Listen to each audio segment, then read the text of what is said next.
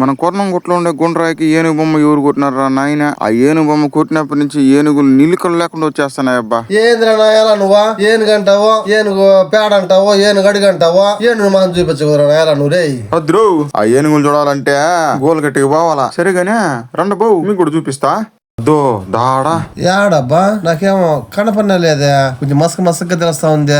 కనిపించింది నీకు మసకగా. చిన్నప్పటి నుంచి సద్దులో పడిన సేమలు తాగినింటే బాగా కనిపించింది. అయ్యో తెలియకపోయినా, తెలుసుంటే తాగేసుంటా కదా అబ్బా నేను. అందుకే అబ్బా పెద్దవాళ్ళు మాట చెవుకేసుకోమనేదే. సరేగానే కొంచెం దగ్గరికి పోయి చూపించి మంచి ఏనుగుల్ని. ఇద్దో బావు, నేను ముందే చెప్తాండా, ఆవుల మాదిరి పట్టుకొచ్చి కట్టేసుకుని పాలు పిండి పోసుకుందాం అనుకునేవో. సర్కీస్ లో ఉండే ఏనుగులు కాదబ్బా అవే, అడవి ఏనుగులు. ఇచ్చిందంటే పెట్టు పత్తా లేకుండా పొడుస్తావు బావు. తాతకు దగ్గు నేర్పిస్తా అంటాడు, మాకు తెలుసుకుని పదరానాయాలా.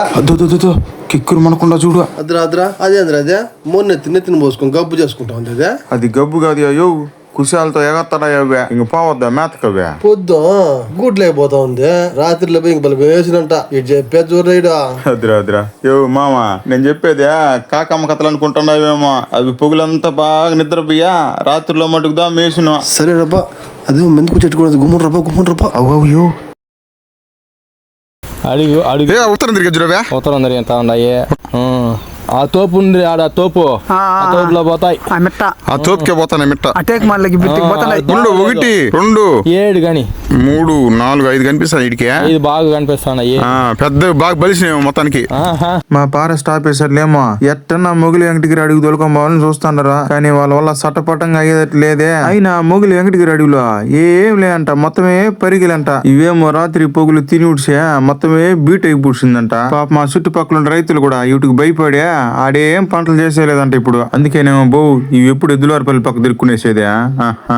పొద్దుేమో మొత్తం పూడ్చిందబ్బా, కానీ ఆ గోలగట్టికి పరంటకి ఏమో గంటుకునేసిందే. ఆ ఏనుగులు నేరుగా మొగులి వెంకటగిరి అడిగితే పోతాయో, లేదంటే ఆ మంటకు భయపడే మళ్ళా తిరుక్కొని నిద్రాపల్లి బాట పడతాయో ఏం అర్థం కాలేదబ్బా. అవేమో ఫారెస్ట్ వాళ్ళు కన్ను కప్పా మళ్ళా తిరుక్కొని మా ఊరికి వచ్చేసినాయబ్బా. వాళ్ళేమో పడతాలేస్తా అడవి బాట పట్టించరే, కానీ ఇవేమో ఆపకి ఒక వరుస తాంచుకొని కూర్చున్నాయబ్బా.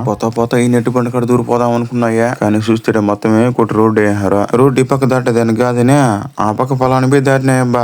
ఇదేమో మా రోడ్డు అంటే మా నేలలో పోయిన రోడ్డు ఇదే. ఏం చేద్దామా, మా నేలలో పోయిన రోడ్డుకే మేము పోయి అధికారం లేదంట. అడిగితే ఎక్స్ప్రెస్ హైవే అంటారు. చెన్నై బెంగళూరు ఎక్స్ప్రెస్ హైవే అంట ఇది. ఈ రోడ్డు పైన బ్రిడ్జ్ కానీ కట్టి కూర్చుంటే మాకేమో ఏనుగులతో ఎటువంటి ఇబ్బంది ఉండేది కాదు. ఏనుగులేమో భూసోలు బాలు ఈత కొట్టే అటు నుంచి రాగమనిపంట అడిగి వినాయబ్బా. రాగమనిపంట ఊరోళ్ళు కొంచెం భద్రమా బావు, మళ్ళీ ముందే చెప్పలేదు అనుకోవద్దండ.